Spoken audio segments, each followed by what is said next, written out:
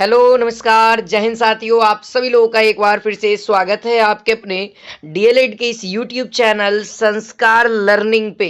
तो दोस्तों आज हम लोग 5 जून 2023 में डीएलएड प्रवेश परीक्षा में जितने भी शिफ्ट में एग्जाम पूछे गए हैं उन सभी क्वेश्चंस को करने वाले हैं। और ये जितने भी इस वीडियो में जितने भी क्वेश्चंस मिलेंगे वो हिंदी, जीके और साइंस के क्वेश्चंस मिलेंगे, जिससे आपको ये अंदाजा हो जाएगा मेरे भाई कि डीएलएड प्रवेश परीक्षा में किस लेवल के सवाल आ रहे हैं, है ना।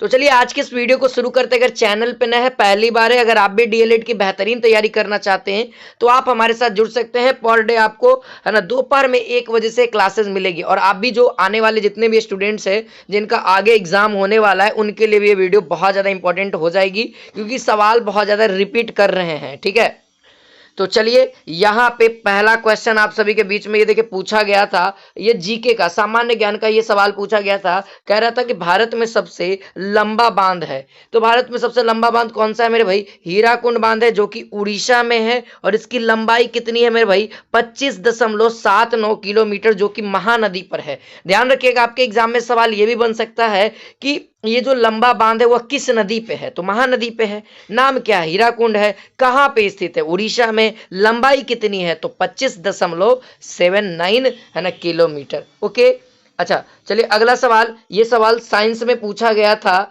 कि मानव शरीर का सामान्य तापमान होता है। तो मानव शरीर का सामान्य तापमान कितना होता है, टेम्परेचर कितना होता है? तो आप लोग को पता है 36 है ना, 36 यानी कि 36.9 डिग्री सेल्सियस होता है ना। चलिए डिग्री सेल्सियस में आपके अकॉर्डिंग ऑप्शन था। अगला है दोस्तों कि कर्मा परब का संबंध किस राज्य से है? देखो कर्मा परब जो कि बिहार और झारखंड 2 राज्यों में ये संबंध रखता है। ठीक है, हाँ देखते होंगे ना आप लोग, भाई के लिए जो बहनें करती हैं कर्मा, वही पर्व के बारे में ये पूछा जा रहा है। ठीक है, तो अब आपके ऑप्शन में अगर झारखंड रहेगा तब भी मारना है, अगर बिहार रहेगा तब भी मारना है। ठीक है, दोनों ही इसका आंसर हो जाएगा। अगला सवाल यहाँ पे कहता है देश में सर्वाधिक वन क्षेत्र किस राज्य में है? तो सबसे ज्यादा वन वाला जो राज्य है वह एमपी है, यानी कि मध्य प्रदेश का है। अगला सवाल देखिएगा, तो भारत का राष्ट्रीय खेल कौन सा है? देख लो कितना आसान आसान क्वेश्चन आया हुआ है जीके में, है ना। हॉकी है मेरे भाई। अगला सवाल देखा जाए, थायराइड ग्रंथि का स्थान होता है तो गले में होता है ना। थायराइड ग्रंथि का स्थान कहाँ होता है? गले में। कार्य का मात्रक क्या है? कार्य का मात्रक क्या है मेरे भाई? जूल है। कार्य का मात्रक क्या है? जूल है। अगला सवाल है कि भारत का सबसे बड़ा जनजातीय समूह, है ना, भारत का सबसे बड़ा जनजातीय समूह कौन सा है? तो भील जनजाति है। ठीक है, भील जनजाति। अच्छा एक और सवाल देखिए, यहाँ पे ये भी सवाल आया हुआ था कि भारत की सर्वाधिक महत्वपूर्ण मिट्टी कौन सी है? तो भारत में सबसे अधिक महत्वपूर्ण मिट्टी कौन है? जलोढ़ है ना, जलोढ़। अगला सवाल कि भाई ल्यूमेन किसका मात्रक है? देख सकते हो ल्यूमेन किसका मात्रक है? तो ज्योति फ्लक्स का, है ना, ज्योति फ्लक्स का ये यूनिट है मेरे भाई। अगला सवाल आया हुआ था कि राष्ट्रीय धातु कर्म, है ना, लेबोरेटरीज कहाँ स्थित है? तो वह जमशेदपुर झारखंड में। और इसका जो उद्घाटन हुआ था 26 नवंबर 1950 में देश के प्रधानमंत्री पंडित जवाहरलाल नेहरू के द्वारा इसका उद्घाटन भी किया गया था। ठीक है, अगला सवाल है कि किसी प्रदेश यानी किसी राज्य में राष्ट्रपति शासन की अधिकतम अवधि हो सकती है? तो किसी भी प्रदेश या किसी भी राज्य में मैक्सिमम जो राष्ट्रपति शासन होगा वह 3 साल का होगा। ठीक है, बहुत ही अच्छा सवाल है, बहुत ही इजी और थोड़ा सा मॉडरेट लेवल का ये सवाल था आपके एग्जाम में। कहता है हड़प्पा स्थल लोथल कहाँ स्थित है? तो हड़प्पा सभ्यता का जो स्थल है लोथल, यह दोस्तों गुजरात में है। कहाँ पे है? गुजरात में, है ना। देख सकते हैं इतिहास से किस तरीके का सवाल आया हुआ है। भारत और पाकिस्तान के बीच शिमला समझौता कब हुआ था? देखो इस तरीके के सवाल आपके एग्जाम में पूछे हुए थे 1972 ईस्वी में। ठीक है, अगला सवाल है कि गोवा किस वर्ष आज़ाद हुआ था? देख सकते हैं दोस्तों आपकी तैयारी कैसी होनी चाहिए। अगर आपका एग्जामिनेशन अगले वाले डेट में है तब तो भैया आपको यहाँ पे बहुत ज़्यादा मेहनत करने की ज़रूरत है। गोवा किस वर्ष आज़ाद हुआ था? तो 19 दिसंबर 1961 में हुआ था, है ना। भारत के आज़ाद होने के 14 वर्ष बाद गोवा आज़ाद हुआ था। ठीक है ना, इसीलिए ये सवाल पूछा गया और यूनिक भी है।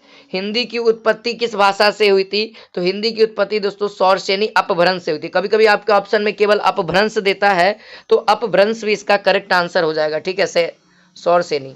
अगला दोस्तों कहता है हिंदी को मानक रूप प्रदान करने का सर्वप्रथम प्रयास किसने किया। हिंदी को मानक रूप प्रदान करने का सर्वप्रथम प्रयास किसने किया था, तो पंडित किशोरीदास वाजपेयी जी ने। किसने, पंडित किशोरीदास वाजपेयी जी ने। क का उच्चारण स्थान कहाँ है, तो आप लोग को पता है क का जो उच्चारण स्थान है वह कंठ है। अगला सवाल देखा जाए, क्वेश्चन नंबर 19 पूछा गया था व्यायाम में कौन सी संधि है, तो यह है, और यह कौन सा हो जाता है दोस्तों, यन संधि। बात क्लियर है, बात एकदम साफ साफ क्लियर हो रहा है। गौशाला में कौन सा समास है, तो गौ की शाला मतलब गौ के रहने का स्थान, तत्पुरुष है ना, कारक आ रहा है, कारक चिन्ह आ रहा है।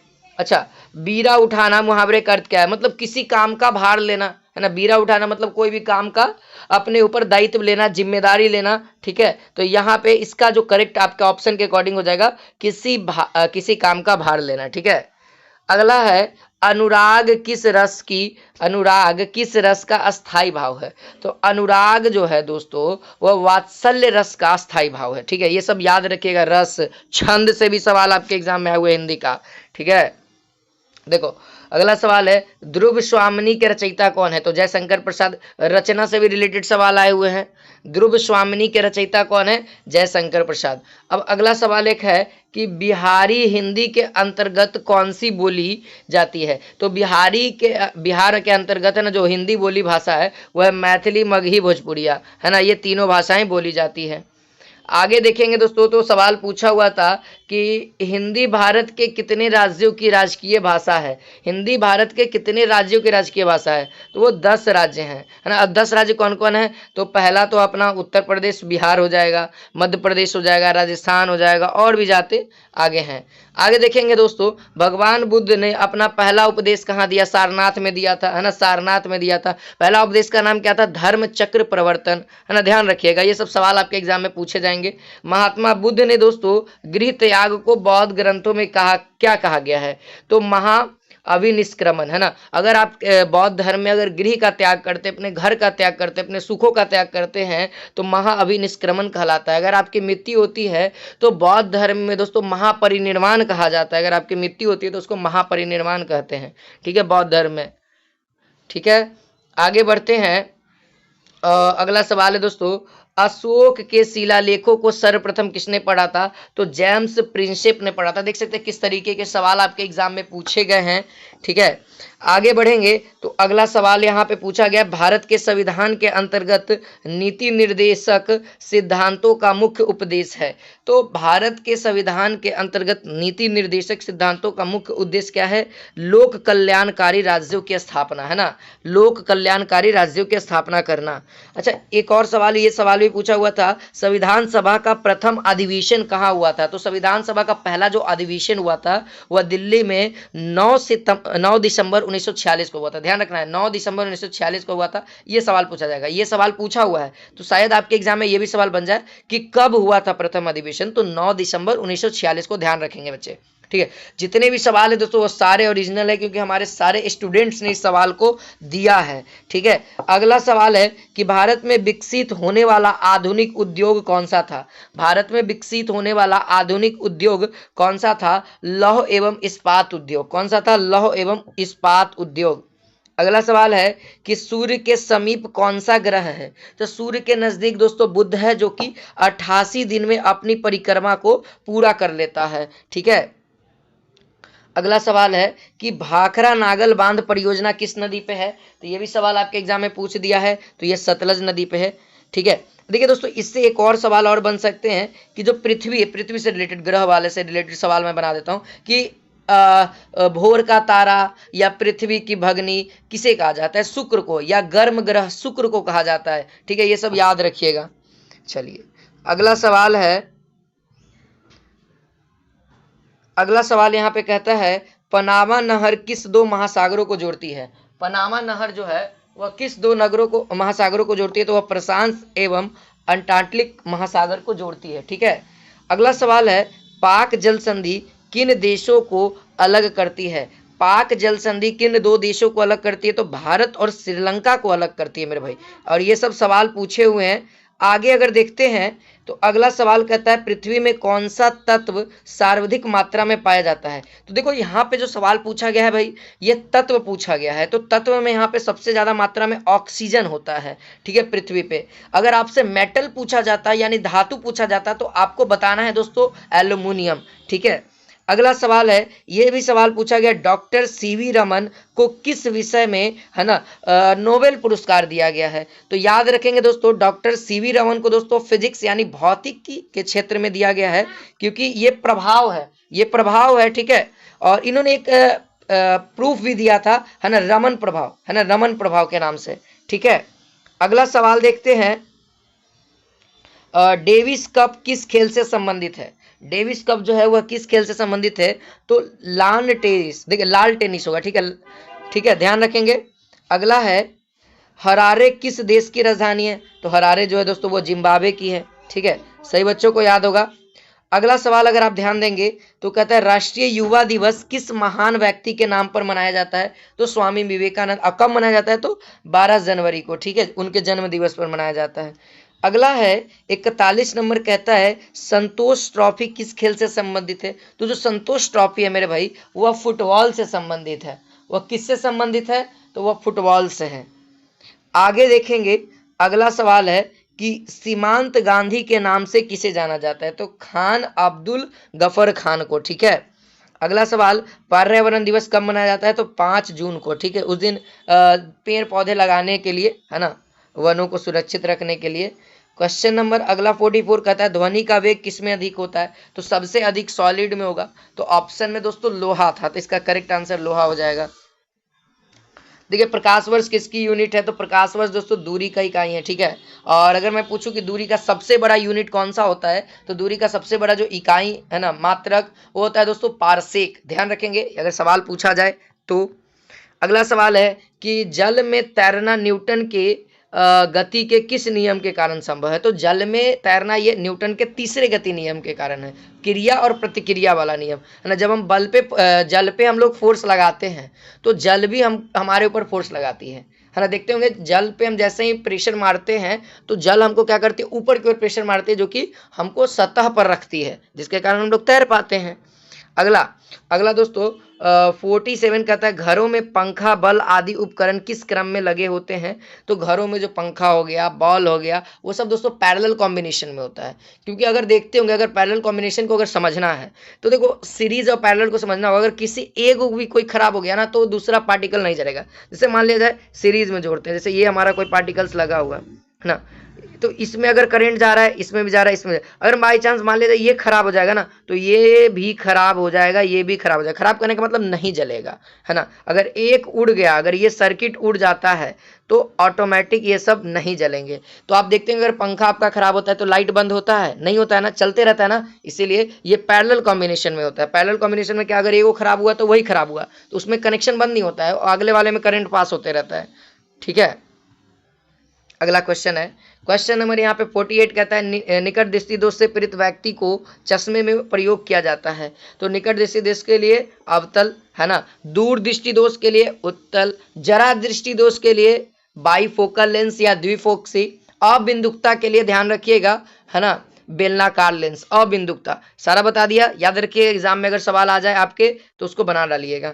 अगला है 49 कहता है इंद्रधनुष का निर्माण कैसे होता है। तो प्रकाश के अपवर्तन के कारण होता है। इंद्रधनुष का निर्माण कैसे होता है, प्रकाश के अपवर्तन के कारण होता है, ठीक है। जब प्रकाश प्रिज्म से होकर निकलती है तो जो क्या होता है ना, बारिश के मौसम में ही आपको देखने को मिलेगा, क्योंकि वातावरण में नमी रहती है। जैसे ही सूर्य का प्रकाश उस नमी में घुसता है, यानी कि वो जो बूंदे होती है, पानी की बूंदे हमारे वातावरण में अवेलेबल होती है, वो क्या करती है, एक प्रिज्म का भांति व्यवहार करता है। जैसे ही उसमें जाता है, अपवर्तन के कारण क्या हो जाता है, 7 रंगों में डिवाइड हो जाता है, ठीक है। तो अगला सवाल है यहाँ पे कहता है 7 रंग कौन सा है, बैजानी हपी नाला, है ना, बैजानी हपी नाला, है ना।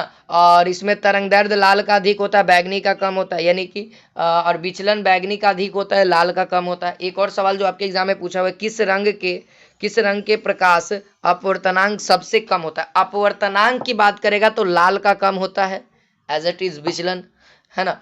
और अगर आपसे कहे कि सबसे अधिक, तो बैगनी का सबसे अधिक हो जाएगा, ठीक है।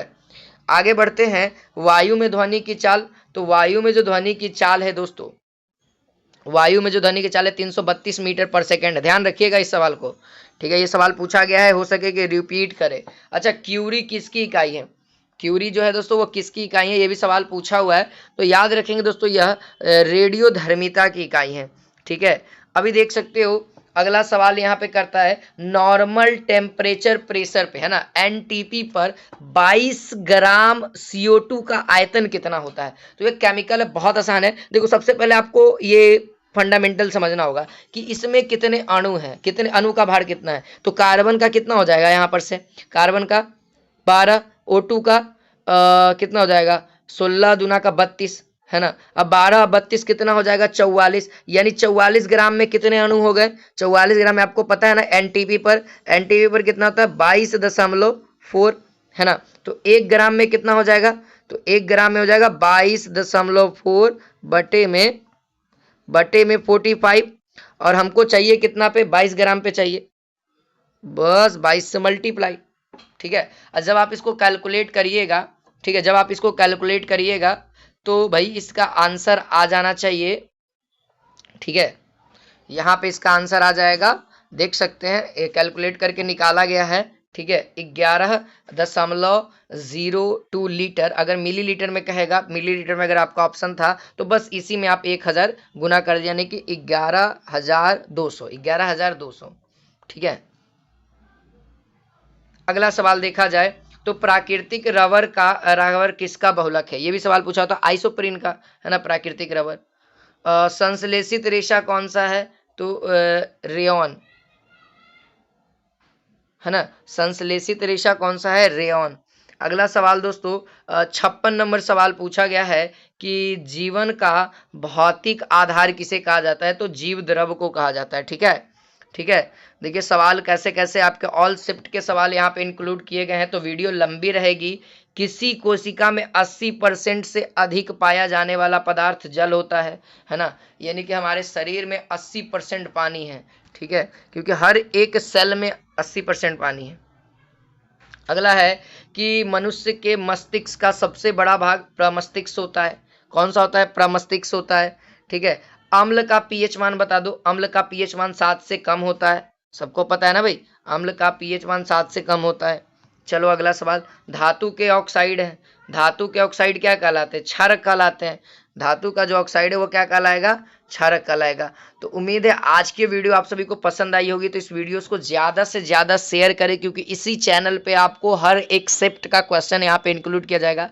मैथ्स, रीजनिंग, हिंदी का, इंग्लिश का भी क्वेश्चंस इंक्लूड किए जाएंगे, ठीक है। हर एक डेट वाला जो भी आपका 15 तारीख तक, 5 से 15 तारीख तक एग्जाम होने वाला है, उन सभी बच्चों के लिए भी ये इंपॉर्टेंट है, क्योंकि सवाल रिपीट करेंगे, है ना, सेम प्रोसेस पे आएंगे, तो उनको भी ये वीडियोस देखनी चाहिए, उनको शेयर कर दीजिए। मिलते हैं हम लोग नेक्स्ट क्लास में नेक्स्ट इंपॉर्टेंट क्वेश्चंस के साथ।